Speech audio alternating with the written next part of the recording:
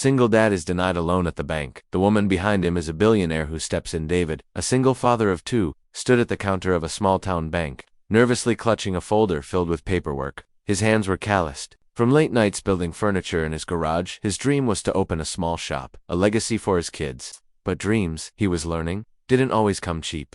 "I'm sorry," the loan officer said, her voice flat. "Without a cosigner, or more collateral, we can't approve your loan." David's face fell. He thanked her politely, gathered his things, and turned to leave, nearly bumping into the woman behind him in line. She had overheard the conversation, dressed simply, but with an undeniable grace. The woman gave David a warm smile. "Mind if I ask what kind of shop you're trying to open?" she said. He hesitated, unsure why a stranger would care. "Handmade furniture, all reclaimed wood. I want to teach my son, maybe hire local kids. Give them something to believe in."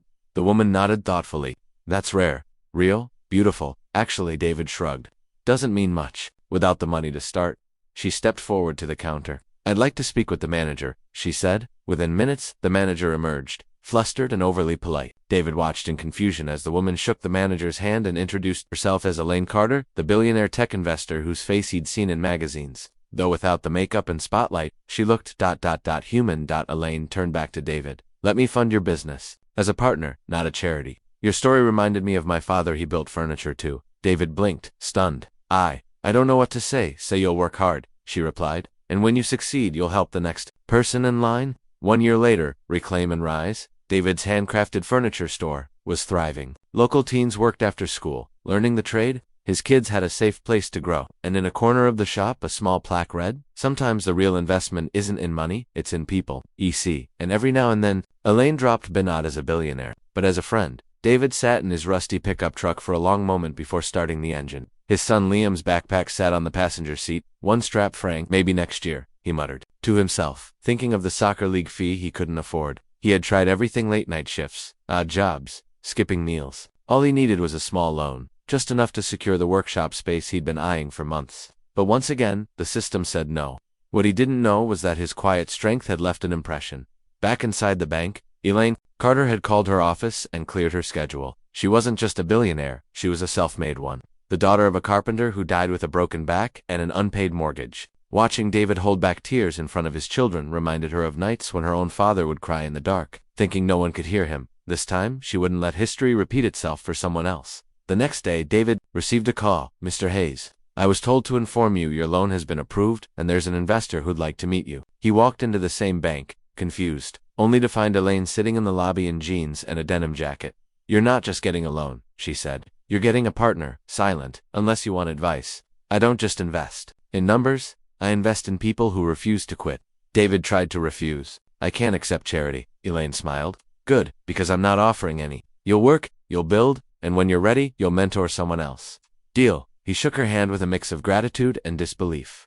6 months later, David's shop had a waiting list. His designs were featured in a national artisan magazine. He trained local youth, giving them tools and purpose, just as he'd dreamed. He never missed another one of Liam's soccer games. One day, Liam asked, "Dad, who's that lady in the picture?" David smiled at the photo of him and Elaine hanging near the register. "That's a woman who believed in me before the world did. And because of her, I get to believe in myself every day." But the story didn't end there. A year later, David got a letter from a single mom in Detroit who'd just opened a small candle shop. It was Elaine's handwriting on the envelope, with a note, "Meet your new mentee, pay it forward." David didn't just build tables, he built with heart. Every knot in the wood told a story.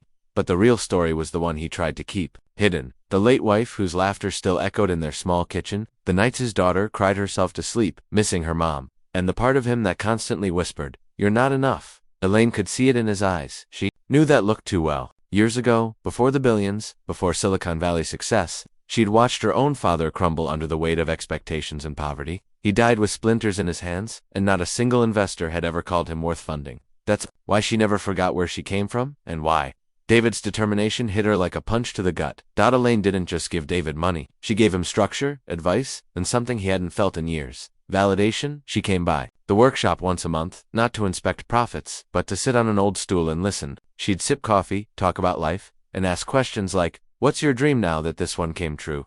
David once told her, "I want my kids to see failure not as an end, but a step." "That's what you gave me." Elaine paused. "Then we're even, because that's what you gave me, too." One rainy evening, a black SUV pulled up outside David's shop. Out stepped a sharply dressed man in his 50s with a camera crew and a notepad.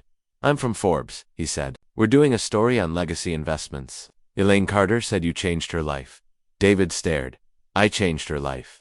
"No, the man smiled. "She said you reminded her why she started." The story went viral, the billionaire, and the builder. Not because of the money, but because of what followed. Elaine launched a fund, the Line Builder Grant, named after her father, for working-class parents with dreams bigger than their wallets. David was the first mentor. His story inspired thousands, and one by one, single parents, immigrants, ex-convicts, and forgotten souls started lining up, not at banks, but at each other's doors, because one yes echoed louder than 1,000 rejections.